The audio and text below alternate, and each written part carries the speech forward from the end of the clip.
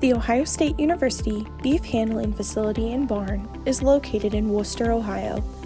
The newest addition in June of 2020 was the monoslope housing addition.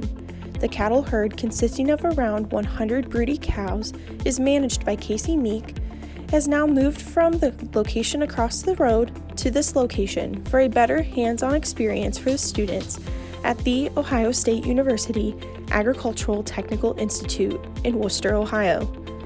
The state-of-the-art facility has offices for its staff members, pens that can be adjusted for each season, a heated wash rack for the show team, as well as a year's supply of manure storage.